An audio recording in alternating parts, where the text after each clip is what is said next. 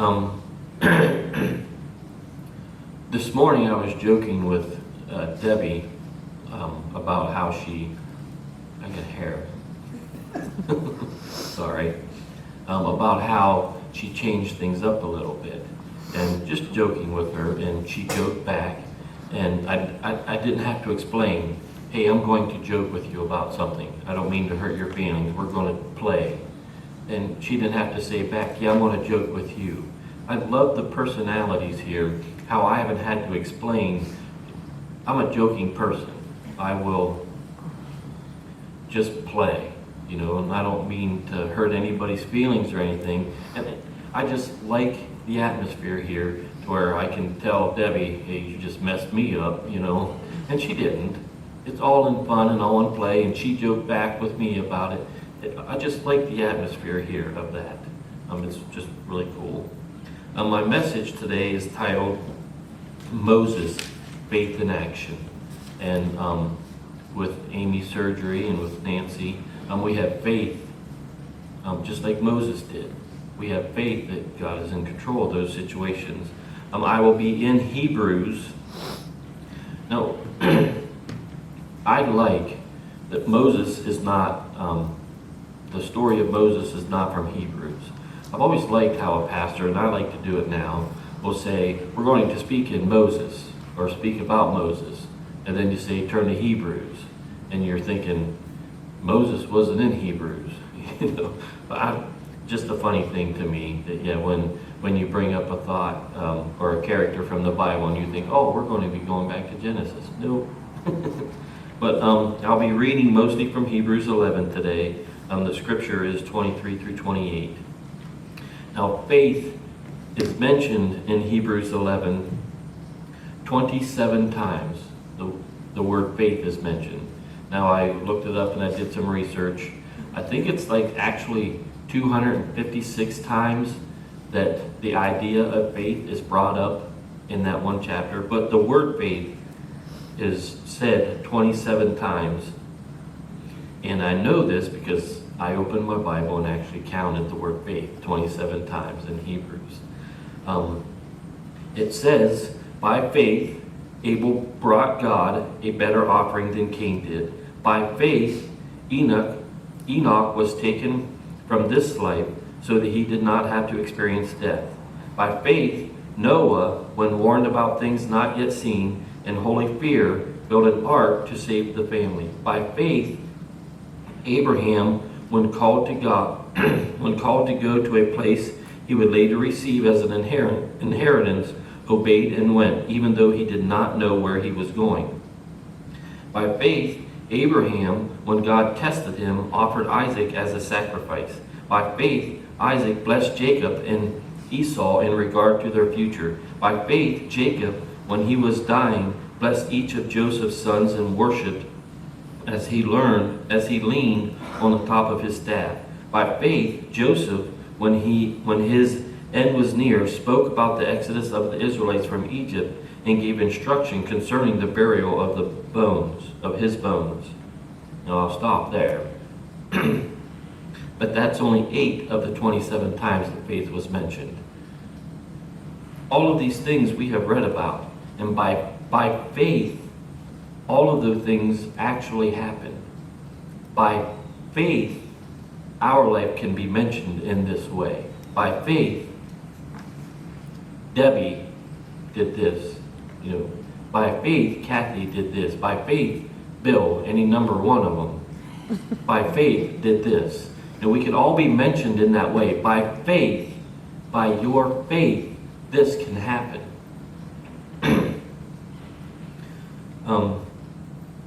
Faith is complete trust or confidence in someone or something. It's a strong belief in God or in the doctrines of a religion based on spiritual apprehensions rather than proof. Now that's how the dictionary actually says it. I believe faith will mean something different to each of us. The outcome's the same. The outcome of faith is your faith will bring something to be true. But God has taught us all and dealt with us all in our faith in different ways. One thing I think is the same, though. We believe in God, who we have never seen with our human eyes, but by faith we can, with the help of the Holy Spirit that lives in us, recognize God's love, compassion, and blessings in our life. Faith and recognition of God goes hand in hand. Faith in God, you can't have faith in something that you don't have recognition with. You can't say, oh, I believe in that, and not really know anything about it.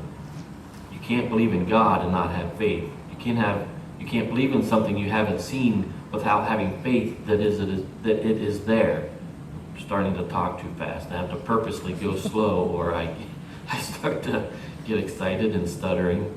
But yeah, it's the same thing. Belief in God and faith is the same. You have to have faith to believe in God because you can't see Him. I'm going to read Hebrews 11, 23 and 24. This is about how is Moses most like us in our struggles. 23 and 24. By faith, Moses' parents hid him for 3 months after he was born, because they saw he was no ordinary child, and they were not afraid of the king's edict. By faith, Moses, when he had grown up, refused to be known as the son of Pharaoh's daughter. Now, what do you think are some of the things that make us most like Moses in our struggles than other people in the Bible? Who do you most see you like? Who do you think you're most like in the Bible? How about Noah? Do you think you could be like Noah? For all of you animal lovers, I guess, wouldn't you love to wake up in the morning, have your coffee and your donut or whatever, and go down and, say hi to a tiger, a lion, whatever. Just walk through the boat and petting whatever animals you could. Do you see yourself being like Noah? But how many of you have been asked to build an ark? Or how about Rahab? Have any of you ever been asked to hide a spy in your room? Or how about Abraham? Do you think God has a plan with any of you to start a new nation? You can say things like that and it's hard to see yourself being thought of as someone like Abraham. I feel blessed. I feel overwhelmed that God would pick me to be a pastor. But to be a father of a new nation? I don't think so. But what about Moses? How could Moses be related to you? Let's look at that. Moses' faith. He chose to be mistreated along with the people of God rather than to enjoy the fleeting pleasures of sin. This is Hebrews 11, 24 through 28. I don't remember if I said that or not. But in 26 then it says, he regarded disgrace for the sake of Christ as of greater value than the treasures of Egypt, because he was looking ahead to his reward. By faith he left Egypt, not fearing the king's anger. He persevered because he saw him who is invisible. By faith he kept the Passover in the application of blood, so that the destroyer of the firstborn would not touch the firstborn of Israel. Moses arrived at a commitment.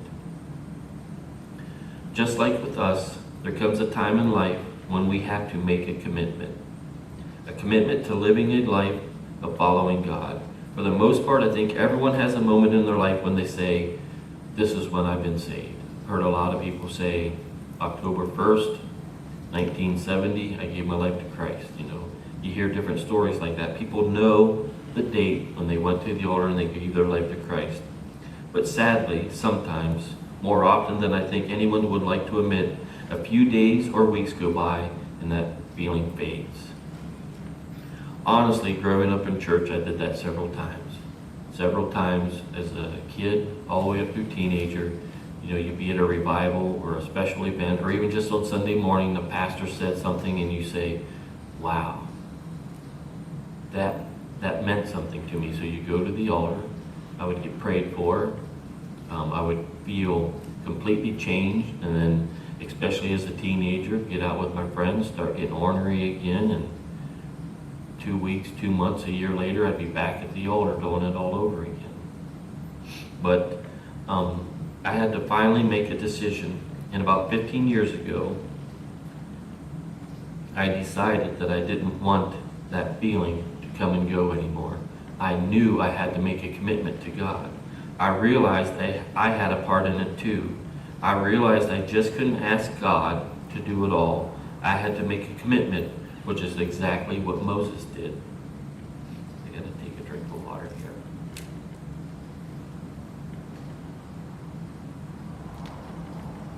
Moses had to make a commitment to God, and this meant leaving the people he had known as family behind. Sometimes in our lives we have to make a hard decision in our walk with God. Can you think of a time or even a particular situation when you had to choose God's ways over something your friends or colleagues were wanting you to do? This may happen several times in your life, that you have to choose to follow your commitment to God other than something else. Take just our way of speech, how we talk. Now, in factories, as a man, I'm sure it's the same for women. Amber has talked about working in a hotel before, and the women there talked like I always think men talk in a factory. They just get to acting up and they just start man talking, is the best way I can put it. And I would do the same thing. You know, I would claim to be a Christian man, but you get in the middle of conversations and you just start man talking with them. Your conversation goes the same way that everybody else talks. I had to change that. When I finally decided to make a commitment to God in this, I had to stop talking that way. When I decided I wanted to quit going to the altar and saying, okay, I'm different, get saved, and then later on do it again, go to the altar and get saved. I didn't really, inside of me, I understood making a, what's the word, like coming up to the altar, making an outward commitment, that, you know, or an outward sign. This is me coming to the altar, I want to be saved. But inside of me, to change my mind and my heart, I didn't make a commitment inside of me with God. No commitment was there. Just, hey, I know that I need this, but not really making a commitment. It's tough to separate yourself in this way, but it is a witness to others when you show them that you can have a conversation without bad language, gossip, or hurtful words. It shows them we're more committed to God. I can still talk to people and get my point across without talking like them. I like now, I wish people didn't have bad language, but especially with my friends. I like now getting in a group with my old friends and they talk the same, and I can show them I'm different. You can talk all the man language you want, and I'm not going to talk that way. And I think that, above anything else with my friends, has showed them he is different. He doesn't say the same words we say. Actually, at work the other day, just in a real quick conversation, someone said, "Hey Randy, say a bad word." And I wouldn't say it. They know so much that they can joke with me about it because it's not going to happen. They have recognized my commitment to God. To me, I feel most accomplished in that my group of friends that I grew up with my entire life behaved the same way they did. They recognize a commitment. This decision by Moses to leave Egypt made him refuse a position.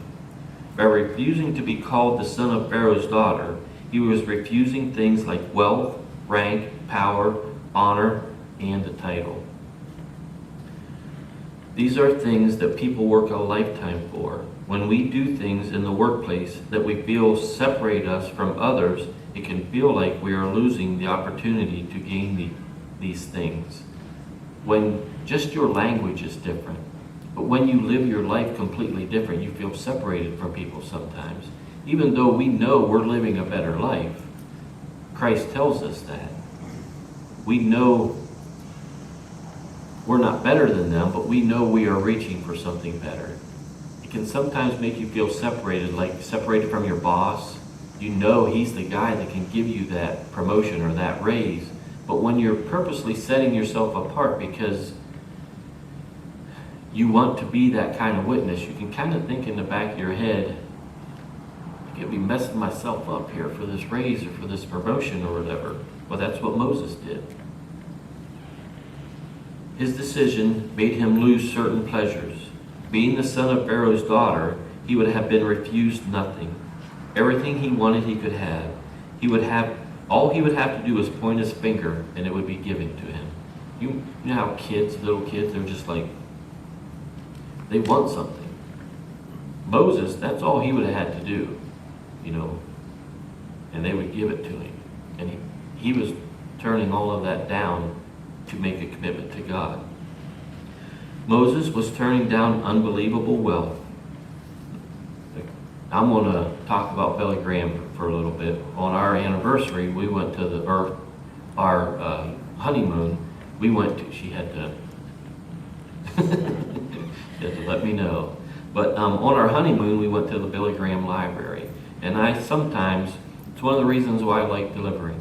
When I'm in school, my professor sends tapes of all the lectures, and I listen to them over and over again while I'm delivering.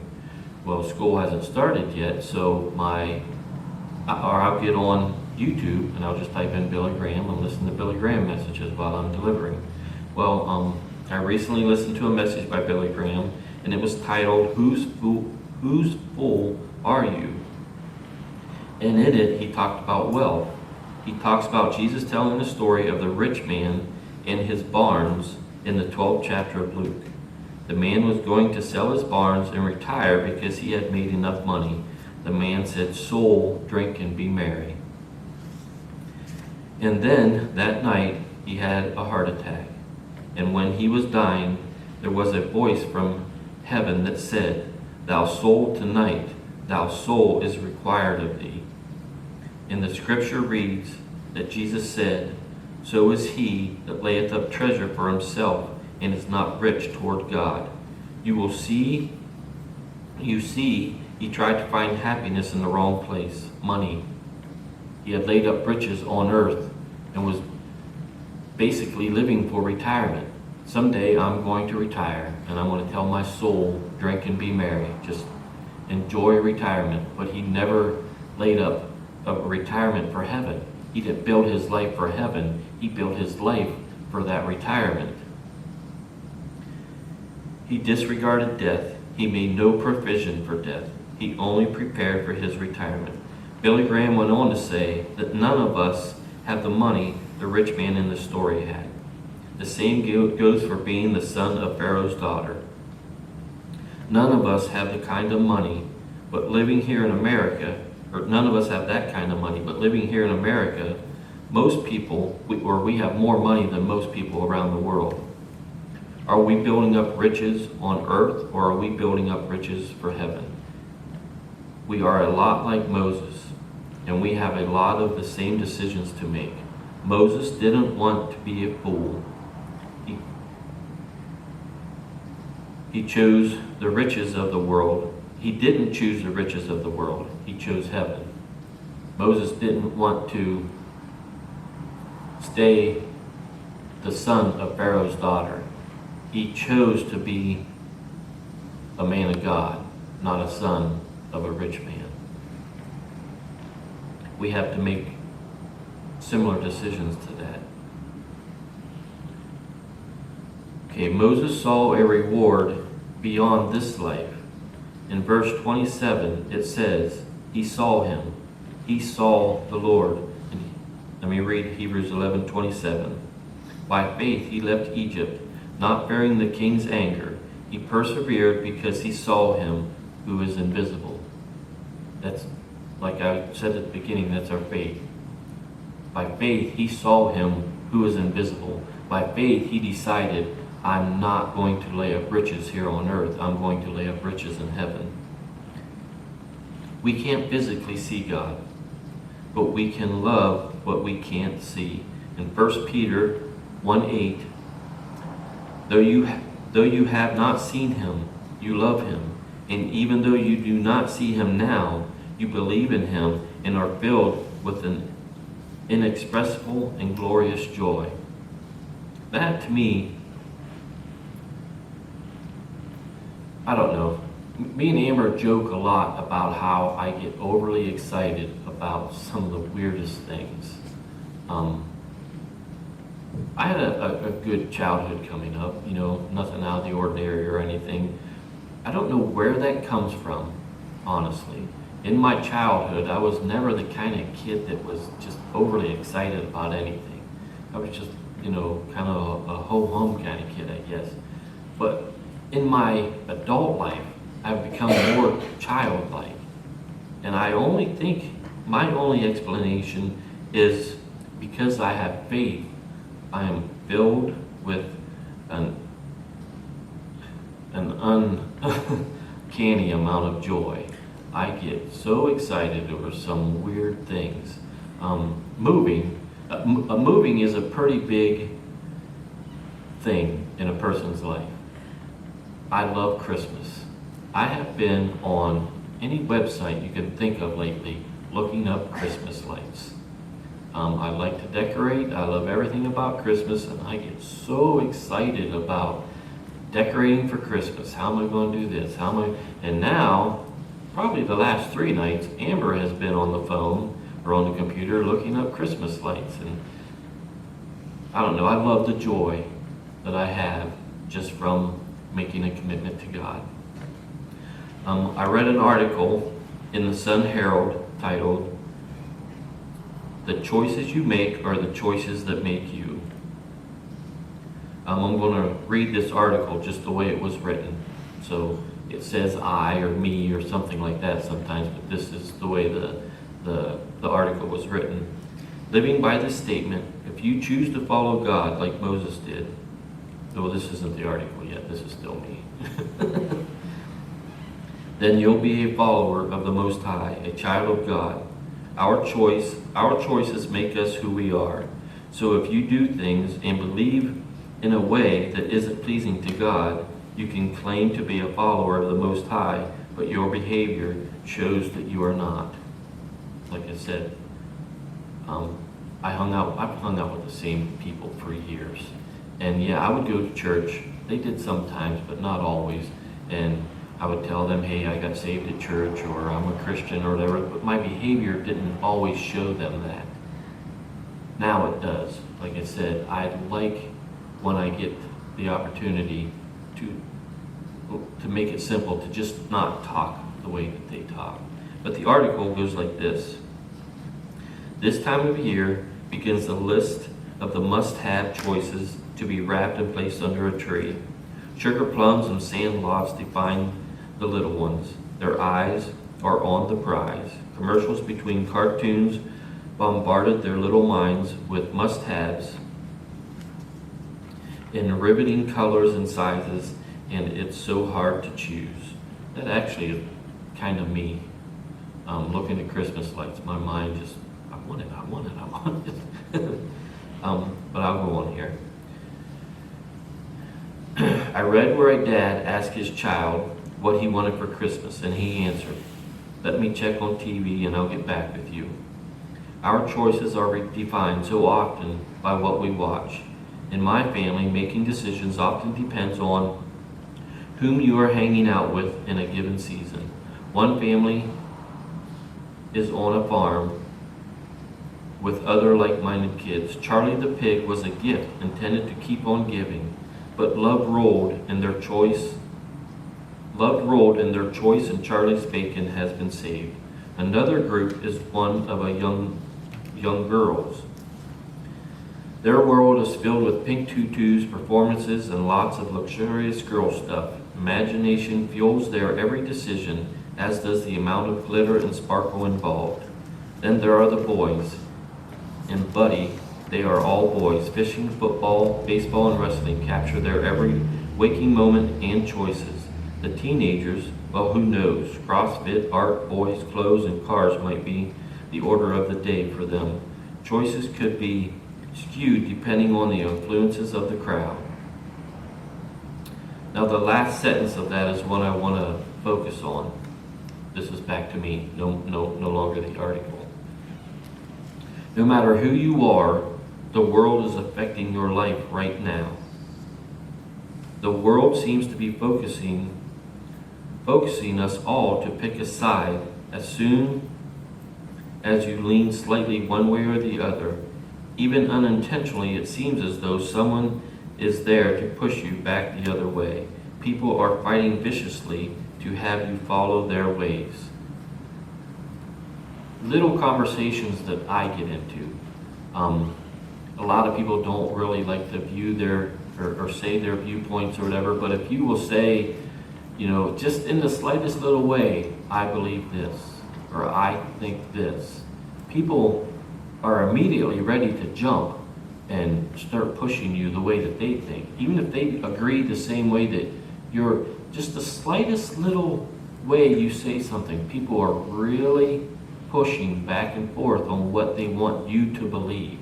The world right now is really pushing or pulling belief systems in all different ways, even just on the virus. Is it real? Is it not? Do we have to wear masks? Do we not? Are we really sick or are we not? I deliver to a lot of people and I'm friendly. I go up to the door and I just follow a conversation. And whoever you're delivering to, they might be like, so how do you like wearing that mask? Oh, I don't mind. I can't believe you don't mind wearing it. Or, I don't mind. Oh, yeah, that's good. Me too. People are really wanting their viewpoint out there. I forget where I was at here. We need to not take our eyes off of that which we cannot see. My faith in God, my commitment to God, like Moses, will help me refuse the things that are bad in this world. You see, it's not always about what you're committed to. It can sometimes be about the things that you choose to not influence you. Be careful in your choices. Be careful in what you choose to commit your life to. But also understand that Satan will try to influence you and sway you on little things. Like I said, small little conversations. Satan will try to push or pull just in the slightest little ways to get you going his way. It can be a gradual thing. You may feel committed to God, to going to church, but if you let the slightest thing be neglected, Satan can use it to slowly fade into neglecting your commitment to God entirely. Satan wants us to believe that following God's leading is foolish. Missing out on wealth, privileges, and other earthly gain would be foolish. That's what Satan will try to make you think. I need to, you might think, I need to just change my personality a little bit. And that little bit can be in a negative way because you want that promotion, you want that raise. I need to just give in a little bit on what I believe so my family needs this money. I can act this way around my boss just so I can get that money. That's the kind of things that Satan will say. Just let up a little bit, man. You can get $1 an hour. That's 40 hours. That's $40 a week. That's $160 a month because you won't talk the way your boss talks. Those are the kind of things that Satan will put in your head. It's a small thing. No, it's not. It would have been very easy for Moses to have stayed and forever been the son of Pharaoh's daughter. He chose to commit himself to God and store up treasures in heaven instead of storing up treasures here on earth. I have two final questions that I'm going to ask. In what ways are you living by faith? And also, where are you storing up your treasures?